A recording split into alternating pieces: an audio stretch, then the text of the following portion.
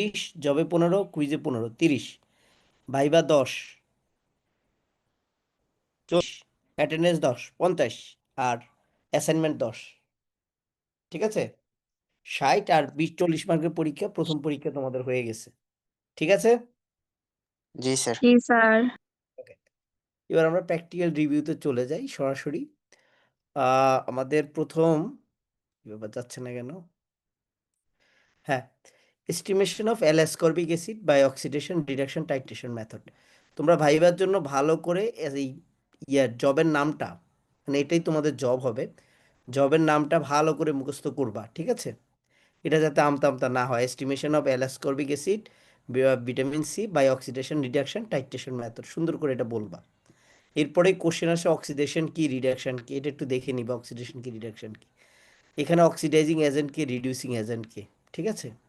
Reducing agent হচ্ছে এখানে vitamin C, oxidising agent কে তাহলে এই ডাই। আচ্ছা, আমরা একটু দেখি এখানে মূলত প্রিন্সিপালটা হচ্ছে এই মেথড, এটা depends on stoichiometric reduction. Stoichiometric মানে হচ্ছে যোগ বিয়োগ আর কি, দুই পাশে মিলায়। আমরা আগে H2O মানে হাইড্রোজেন অক্সিজেন মিলে যে পানি হয়, দুই দিয়ে এদিকে গুণ দিতাম, দুই দিয়ে ওইদিকে, এটাকে স্টয়কিওমেট্রিক বলে, মানে দুই দিকেই যোগ করে ইকুয়াল করা। রিডাকশন অফ ডাই, ডাই হচ্ছে 2,6 ডাইক্লোরোফিনল ইন্টু ফিনল, এটা হচ্ছে ডাই, এটা বুরেটে থাকে। হুম, এবং এটা কি দ্বারা অক্সিডাইজড হয়? এল অ্যাসকর্বিক অ্যাসিড দ্বারা রিডাকশনটা হয়। তার মানে এখানে এল অ্যাসকর্বিক অ্যাসিডটা হচ্ছে রিডিউসিং এজেন্ট, আর এটা হচ্ছে অক্সিডাইজিং এজেন্ট, এটা একটু মনে রাখবা। স্যার ওকে, স্ক্রিন রেকর্ড কি করতে পারবো? স্ক্রিন রেকর্ড করতে চাচ্ছ? করো, জি। সমস্যা নেই। ওকে, ঠিক আছে, thank you. Okay, thank you. অনুমতি নেওয়ার জন্য ধন্যবাদ। অনেকে আবার অনুমতি ছাড়াই করে ফেলে। আচ্ছা, ইউ রিসিভড রিকোয়েস্ট। ওকে, আচ্ছা ঠিক আছে। তাহলে আমরা বলছি যে এটা 2,6 ডাইক্লোরোফিনল ইন্ডোফিনল, মানে একটা রিডাকশন 2,6 ডাইক্লোরোফিনল ইন্ডোফিনলের কার দ্বারা? এল অ্যাসকর্বিক অ্যাসিড দ্বারা। দেখো এখানে এল অ্যাসকর্বিক অ্যাসিড, এটা কিন্তু এখানে একটা, এই দেখো হাইড্রোজেন, এই হাইড্রোজেনগুলো সে হারাইছে, বুঝতে পারছো? হারায় সে অক্সিডাইজড হয়েছে। আর এখানে ডাই, এখানে একটা হাইড্রোজেন অ্যাড হয়েছে, হয়ে এটা রিডাকশন হয়েছে, মানে রিডিউসড হয়েছে। যে রিডিউসড হয় সেটা অক্সিডাইজিং এজেন্ট, আর যে মানে অক্সিডাইজড হয় সে রিডিউসিং এজেন্ট, বুঝতে পারছো? রিডিউসটা হচ্ছে অক্সিডাইজিং এজেন্ট, আর অক্সিডাইজটা হচ্ছে রিডিউসিং এজেন্ট, এটা একটু মনে রাখবা। এই শেষ। এটা থেকে এটা হচ্ছে প্রিন্সিপাল আর কি। অ্যাসকর্বিক অ্যাসিডের যদি প্রিন্সিপাল লিখতে বলে তাহলে এটুকু লিখে ফেলবা। আর ইয়াটা কি বলে, স্ট্রাকচারটা তোমরা দেখে নিও, ভাইভাতে অনেক সময় স্ট্রাকচার লিখতে দেয়, বাট পরীক্ষাতে না দিলেও চলবে। পরীক্ষায় মানে কুইজে আমি স্ট্রাকচার পছন্দ করি না, মানে আমি সাধারণত স্ট্রাকচার লিখতে দেই না, কিন্তু ভাইভাতে তোমাদের দিতে হতে পারে, লিখতে হতে পারে। তাই ভাইবার জন্য তোমরা একটু দেখে নিও, বেশ করে এল অ্যাসকর্বিক অ্যাসিডটা সোজা, এটা একটু কোন দিকে একটু দেখবা, একটু দেখে নিও। এল অ্যাসকর্বিক অ্যাসিডটা গ্লুকোজের সাথে সাদৃশ্য আছে। আচ্ছা, তারপরে আমরা কিভাবে আসলে এটা করবো? এখানে রিয়েজেন্ট তিনটা, পরীক্ষা যদি রিয়েজেন্ট আসে তাহলে এইভাবে লিখবা যে ভিটামিন সি এস্টিমেশনের রিয়েজেন্ট কি, তাহলে এরকম তিনটে রিয়েজেন্ট দিবা। কোনটা কতটুক লাগবে এটা দেওয়ার দরকার নাই, কি কি লাগবে সেটা দেওয়ার দরকার। যেমন ডাই সলিউশন কি, সেখানে ডাই লাগবে আর সোডিয়াম বাইকার্বনেট লাগবে, এটুকু লিখতে পারলে এনাফ। কতটুক লাগবে এটা বলার দরকার নেই। ওকে, আচ্ছা, এখানে ডাইটা সবসময় বুরেটে থাকবে, এটা তোমরা অবশ্যই মাথায় রাখবা। টাইট্রেশন যখন আসে, টাইট্রেশনের ডেফিনেশন কি এটা জিজ্ঞেস করলে 90% স্টুডেন্ট পারে না। টাইট্রেশনের ডেফিনেশন হচ্ছে উপযুক্ত নির্দেশকের উপস্থিতিতে জানা দ্রবণের সাহায্যে অজানা দ্রবণের ঘনমাত্রা নির্ণয়, উপযুক্ত নির্দেশকের উপস্থিতিতে। তাহলে এখানে কিন্তু আমরা কোনো নির্দেশক ইউজ করি না। কেন করি না? কারণ আমাদের ডাই সলিউশন এটা নির্দেশকের ভূমিকা পালন করে। তোমরা এই নির্দেশক বলতে পারো না 90% স্টুডেন্ট, কারণ কখনো এটা মনে হয় তোমাদের, ততদিন টাইট্রেশন পড়ছো, টাইট্রেশনের সংজ্ঞাটাই ভালো করে পড়ো নাই, যেখানে একটা জানা দ্রবণ থাকবে, একটা অজানা দ্রবণ থাকবে, এবং একটা নির্দেশক থাকবে, একটা ইন্ডিকেটর থাকবে। তো এখানে ইন্ডিকেটর হচ্ছে ডাই সলিউশন নিজেই, এই জন্য আমরা আলাদা ইন্ডিকেটর দিই না। তারপর মেটাফসফরিক অ্যাসিড সলিউশন কিভাবে বানায়? আচ্ছা, তার আগে আমি এগুলো পছন্দ করি, এই ক্যালকুলেশন আমার খুব পছন্দ, তোমরা অবশ্যই ক্যালকুলেটর নিয়ে আসবা। 3% মানে কি, কেউ কি একটু বলতে পারবা? 3% মানে কি? 100-র মধ্যে 3% হচ্ছে মেটাফসফরিক অ্যাসিড আছে 100 ml পানির মধ্যে। মানে 100 ml মেটাফসফরিক অ্যাসিডের দ্রবণে হ্যাঁ, 3%, মানে 3 গ্রাম, সরি স্যার, 3 গ্রাম। 3 গ্রাম, হ্যাঁ এবার হয়েছে, 3বারের ট্রাইতে হয়েছে, পরীক্ষায় এক ট্রাইতে করতে হবে। যদি বলি 3% সলিউশন, তাহলে লিখবা 100 ml ওয়াটারে 3 গ্রাম, যেটা লিখতে বলবো ওটা, ধরো ম্যাটা লিখতে বললে ম্যাটা, আর ডাই লিখতে বললে ডাই। আর যদি বলি 3% ইথানলিক সলিউশন, তার মানে কি? স্যার 100 3%, মিলি ইথানলে ইয়েস, 100 ml ইথানলের মধ্যে 3 গ্রাম 3 গ্রাম। সলিউশন দিবা। আর যদি বলি 3 মিলিগ্রাম% সলিউশন, তখন স্যার সলিউশন বলছে, সলিউশন বলে ওয়াটার, মানে ওয়াটার। কোনো কিছু উল্লেখ করে না দিলে ওয়াটার, আর যদি উল্লেখ করে দেই তাহলে ওই সলিউশন। 3 মিলিগ্রাম% মানে কি? 100 ml ওয়াটারের মধ্যে 3 মিলিগ্রাম, এটা ক্লিয়ার? কোনো কিছু দেয়া না থাকলে গ্রাম, আর দেয়া থাকলে ওইটা। ক্লিয়ার? জি স্যার। জি স্যার। এটা তোমরা বুঝো না অনেকে, আমি জানি না, তোমাদের এই ইউনিভার্সিটি লেভেলের স্টুডেন্টরা এইটুকু একবার, এটাতে একবার বললেই শেষ। এরপরে এটা আমি পরীক্ষা দেই, মোটামুটি প্রতিবারই আমি এরকম কিছু দেই, এবং প্রতিবারই তোমরা মোটামুটি 90% এটা পারো না, মানে এটা রকেট সায়েন্স তোমাদের কাছে মনে হচ্ছে, কিন্তু আমি এটা দেই কারণ আমার মনে হয় যে এই ক্যালকুলেশন শেখা হচ্ছে প্র্যাকটিক্যালি সবচেয়ে গুরুত্বপূর্ণ। ওকে, আচ্ছা তাহলে এই যে দেখো, স্ট্যান্ডার্ড অ্যালস্কর্বিক অ্যাসিড বানাইতে কি লাগে? সবসময় রিয়েজেন্ট আমার খুব পছন্দ, রিয়েজেন্ট পড়ে আসবা কি কি রিয়েজেন্ট আছে এখানে। অ্যালস্কর্বিক অ্যাসিড লাগে, এটা কোথায় ডুবাবা? 10 মিলিগ্রাম%। 10 মিলিগ্রাম% মানে কি? মানে 100 ml 10 মিলিগ্রাম। ওকে, আমার মনে হয় এটা নেওয়ার কথা না বললেও চলবে, তোমরা বুঝতে পেরেছো। আচ্ছা এটা কিভাবে বানাবা, প্রসিডিউরটা একটু দেখো। প্রথমে আমাদের এই কনিক্যাল ফ্লাস্কটা নিতে হবে, সেখানে 5 ml স্ট্যান্ডার্ড অ্যালস্কর্বিক অ্যাসিড। স্ট্যান্ডার্ড অ্যালস্কর্বিক মানে এটা নোন, আমরা নোনের সাহায্যে আননোনটা করব। 5 ml এখানে স্ট্যান্ডার্ড মানে এই যে কি বলে কনিক্যাল ফ্লাক্সে নিবা, নিয়ে বুরেটে তোমার ইয়া থাকবে, কি বলে এটাকে, ডাই থাকবে। ডাই খুলে দিবা, দিয়ে শুধু নাড়াতে থাকবা, হালকা পিঙ্ক আসবে, তোমরা খেয়াল করে দেখছো হালকা পিঙ্ক দেখা যাচ্ছে? জি স্যার। জি স্যার। এই হালকা পিঙ্কটা একটু থাকবে, 10 সেকেন্ডের মতো থাকবে, মানে একটু একটু স্টেবল হবে আর কি। তোমরা এটাকে গাঢ় পিঙ্ক বানায় ফেলো। মনে রাখবা যত হালকা পিঙ্ক হবে আমাদের মান তত কারেক্ট হবে, অর্থাৎ আমরা তত কারেক্ট ভ্যালুটা পাবো। এটা একটু মাথায় রাখার চেষ্টা করবে তোমরা, এটাকে একদম গাঢ় বেগুনি বানায় ফেলো না। ওকে, তারপর একটা ইউটিউবের লিংক দিছি, ইউটিউবে দেখতে পারবা, ভিডিও আছে অনেক। ঠিক আছে, এটা তোমাদের জব থাকবে। আমি আরেকবার বলি, 5 ml করে নিবা, 3বার 3বার 6বার নিতে হবে। প্রথম 3বার হচ্ছে নোনের জন্য, পরের 3বার হচ্ছে আননোনের জন্য। নোন মানে হচ্ছে এটার আমরা জানি ঘনমাত্রা, আমরা জানি, এই যে একটু আগে আমরা ঘনমাত্রা নির্ণয় করছিলাম, এই যে 10 মিলিগ্রাম%, এটা ঘনমাত্রা, অর্থাৎ 100 ml 10 মিলিগ্রাম আছে, এটা থেকে আমরা নিব 5 ml নিব, নিয়ে বুলেট ওপেন করব, বুলেটে ডাই থাকবে, তারপরে ডাই পড়বে, আমরা নাড়াবো, নাড়ায় নাড়ায়, কোনো আগুন টাগুন কিচ্ছু দিতে হবে না, হালকা পিঙ্ক যখন আসবে এবং সেটা একটু 10 সেকেন্ডের মতো স্থায়ী হবে, তখন আমাদের কোর্স কমপ্লিট। এভাবে আমরা 3বার নিব নোনের জন্য, আর 3বার নিব আননোনের জন্য।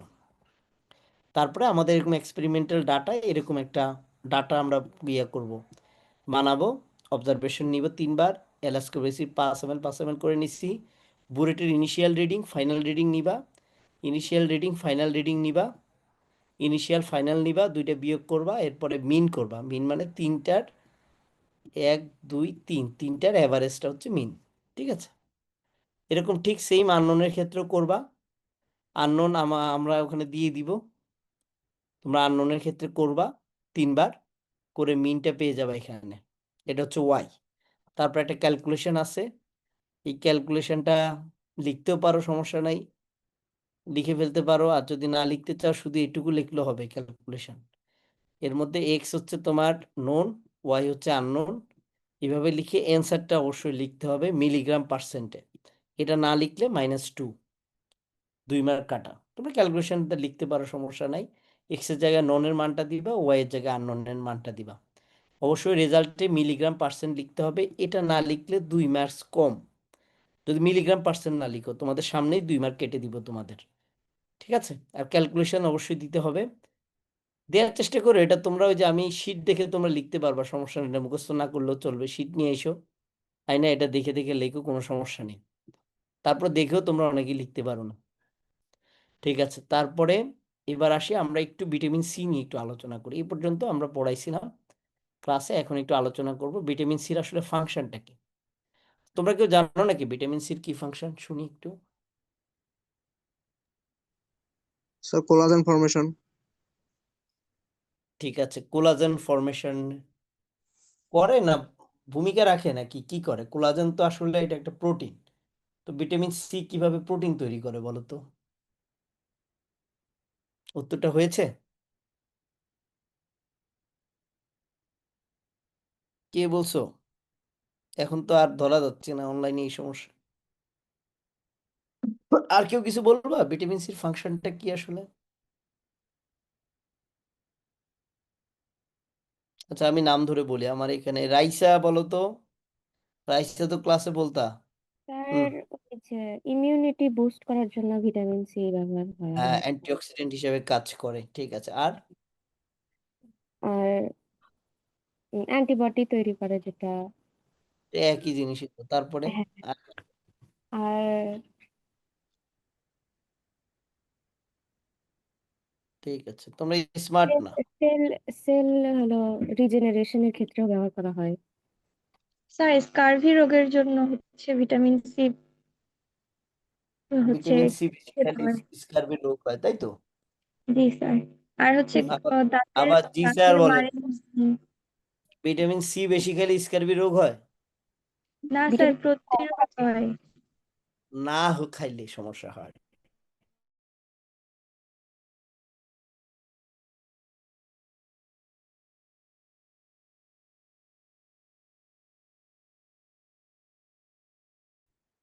ঠিক আছে, ভিটামিন সি স্কারবি স্যার বলতে পারছো দাঁতের ম্যাক্সিমাম। মাড়ি লুজেনিং হয়।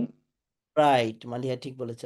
দাঁতের মাড়ি লুজ হয়, লুজ হওয়ার কারণে সেখান দিয়ে তোমার ইয়ে পড়ে, রক্ত বের হয়।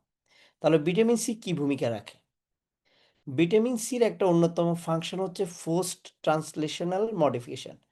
পোস্ট ট্রান্সলেশনাল মডিফিকেশনটা কি?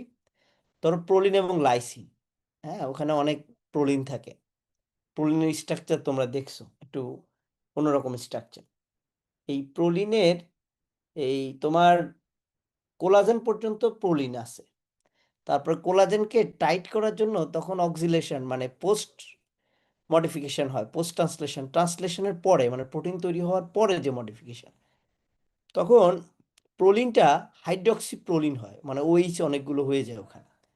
এই প্রোলিন থেকে হাইড্রক্সি প্রোলিন তৈরি করার ক্ষেত্রে ভিটামিন সি একটু কোএনজাইম হিসেবে কাজ করে, তাও সেটা অনেক গুড়ানো কাজ। আয়রন 3+ কে আয়রন 2+ করে, ওই দিক দিয়ে কাজ করে। তোমরা মনে রাখো হাইড্রক্সিলেশনের মানে সময়, মানে প্রোলিন থেকে হাইড্রক্সি প্রোলিন হওয়ার সময় ভিটামিন সি কোএনজাইম হিসেবে ভূমিকা রাখে, এটুকু মনে রাখো। তার মানে সে কোলাজেনকে টাইট করতে হেল্প করে, ফলে কোলাজেন টাইট হয় হাইড্রক্সিলেশন হলে, হাইড্রক্সিপ্রোলিন হলে। এই হাইড্রক্সিপ্রোলিন কোলাজেনকে টাইট করে, ফলে তোমার ব্লিডিংটা হয় না।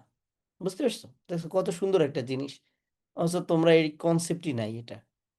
আচ্ছা আমরা তাহলে 1 নাম্বার দেখলাম যে ভিটামিন সির একটা অন্যতম ভূমিকা হচ্ছে পোস্ট ট্রান্সলেশনাল হাইড্রক্সিলেশনে, যেটা একটু আগেই বলছি। ডিএনএ থেকে এমআরএনএ হচ্ছে ট্রান্সক্রিপশন, এমআরএনএ থেকে প্রোটিন হচ্ছে ট্রান্সলেশন।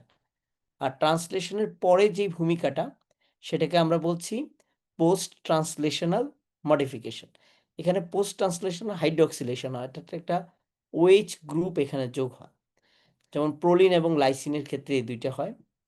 তারপরে এটা ক্রস লিঙ্ক তৈরি করে, যেটা স্ট্রেংথ বাড়ায় ফাইবারের, একটু আগে আলোচনা করেছিলাম। এবং আরো, আচ্ছা এটা কেন দরকার এটা নিয়ে কথা হচ্ছে, যে দেখো এখানে প্রোলিন রেসিডিউ থেকে হাইড্রক্সি প্রোলিন হয়। এখানে অ্যাসকর্বেটটা এখানে একটু ভূমিকা রাখে। অ্যাসকর্বেট মানে হচ্ছে ভিটামিন সি আর কি, অ্যাসকর্বিক অ্যাসিড, এটা হাইড্রক্সিলেশন হয়। হুম। অনেক ভূমিকা আছে, যেমন আয়রন মেটাবলিজমে আয়রন খুব বেশি খাওয়া দরকার, বিশেষ করে মেয়েদের আরো বেশি খাওয়া দরকার আয়রন। এই আয়রন যেদিন খাবা, অর্থাৎ যেদিন কচু শাক খাবা, সেদিন অবশ্যই দেখবা ডাক্তাররা বলে বা যারা মানে অভিজ্ঞ তারা বলে, দেখো লেবু খাইতে বলে, যে কচু শাক নিলে সাথে লেবু নিবেন। কেন লেবু নিবেন? কারণ এই আয়রনটা Fe3+ থাকে। এই Fe3+টা তোমার মানে ইয়ে হয় ফেরিক আর কি, যেটাকে বলা হয়। এই ফেরিকটা তোমার এই গাটে এটা হজম হয় না, তাই এটা ফেরাস হতে হয়। এই ফেরাস হওয়ার জন্য vitamin C strong reducing agent তোমরা জানো, সেটা ফেরিক থেকে ফেরাস করে, যেটা আমাদের ইন্টেস্টাইনে ইজিলি অ্যাবজর্ব হয়। বুঝতে পারছো? তার মানে ফেরিক ইন্টেস্টাইনে অ্যাবজর্ব হয় না, ফেরাসটা হয়। তো ফেরিক থেকে ফেরাস করবে কে? ভিটামিন সি করে। এই জন্য যখন কচু শাক খাবা, কচু শাকে কিন্তু আয়রন বেশি থাকে, এটা জানো তো নাকি? এই তাজমির, দেখা যাচ্ছে ওকে, না সমস্যা নাই, তোমাকে দেখা যাক, সমস্যা নাই। তুমি বলো কচু শাকে কি বেশি থাকে?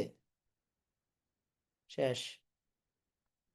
আচ্ছা ঠিক আছে, তোমরা জানো কচু শাকে কিন্তু আয়রন বেশি থাকে, এটা জানো তো? জি স্যার। হ্যাঁ, তা এত পরে জি স্যার বলো কেন?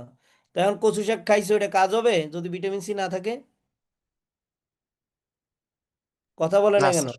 না স্যার, কেন কাজ হবে না? কারণ কারণ ওখানে, স্যার ফেরিকটা তো স্যার সহজে হ্যাঁ অ্যাবজর্ব করবে না। রাইট, ওটা ফেরিক থাকবে, ফেরিক তো অ্যাবজর্ব ফেরিক হবে না। না, এজন্য ভিটামিন সি খাইতে হবে। তখন ভিটামিন সি খাইলে ফেরিকটা ফেরাস হবে, তখন সেটা অ্যাবজর্ব করবে। এই যে আজকে একটা জিনিস শিখলা, এখন থেকে কচু শাক কিনলে সাথে কি কিনবা? স্যার লেবু। সিভিড ভিটামিন। লাইট লেবু কিনবা, আমলকি কিনবা, সবচেয়ে বেশি কিন্তু আমলকিতে আছে, বা পেয়ারা জি স্যার, কিনবা, বা ভিটামিন সি জাতীয় কোনো কিছু কিনবা। মানে স্যার ক্লিয়ার? টক ফল, হ্যাঁ, মানে টক ফল জাতীয় এরকম। সব টক ফলে কিন্তু আবার ভিটামিন সি থাকে না। ঠিক আছে, ও তো তুমি তেঁতুলে ভিটামিন সি পাবা। আচ্ছা যাই হোক, এটা বলে আর কি, এগুলো ছোট মানুষরা বলে। ওকে, স্যার লেবুর পরিবর্তে কমলা দিলে হবে? হ্যাঁ খাও, কমলাতেও আছে, সাইট্রাস ফ্রুটে থাকে, সমস্যা নেই। ওকে, ওকে স্যার। আচ্ছা এই তো আজকে একটা জিনিস শিখছো, এখন থেকে কচু শাকের পাশে বসতে বলবা একটা লেবুর দোকানকে। আচ্ছা তারপরে আসি, এটা অ্যান্টিঅক্সিডেন্ট প্রপার্টি আছে, এটা তোমরা জানো। আমাদের যে অ্যাসকর্বেট গ্লুটাথিওন একটা সাইকেল আছে, আমি সেখানে আনি নেই। অ্যাসকর্বেট গ্লুটাথিওন একটা সাইকেল আছে, তোমাদের তো মানে পড়াইছিলাম আমি। অ্যাসকর্বেট গ্লুটাথিওন সাইকেল হচ্ছে অ্যান্টিঅক্সিডেন্ট সিস্টেম, এটা প্ল্যান্টের, তারপরে হিউম্যানের, মাছের, গাছের সবারই মোটামুটি অ্যান্টিঅক্সিডেন্ট সিস্টেম আছে। অ্যান্টিঅক্সিডেন্ট সিস্টেমটাকে বলা হয় অ্যাসকর্বেট গ্লুটাথিওন সাইকেল। এই অ্যাসকর্বেটটা হচ্ছে ভিটামিন সি, মানে ভিটামিন সি স্ক্যাভেঞ্জিং, মানে ফ্রি রেডিকেলগুলো কি কি? H2O2, তারপর হচ্ছে তোমার OH, সিঙ্গেল রেডিকেল OH, এগুলো হচ্ছে তোমার ফ্রি রেডিকেল। এগুলো তোমার এই করে ফেলে, এই ফ্রি রেডিকেলগুলো অক্সিডেশন ঘটায় আর কি, বুঝতে পারছো? মানে ভেঙে ফেলে। তো এইগুলোকে স্ক্যাভেঞ্জিং করতে হয়, স্ক্যাভেঞ্জিং মানে প্রতিহত করা। এই প্রতিহত করার জন্য ভিটামিন সি একটা বড় ভূমিকা রাখে। কিভাবে রাখে?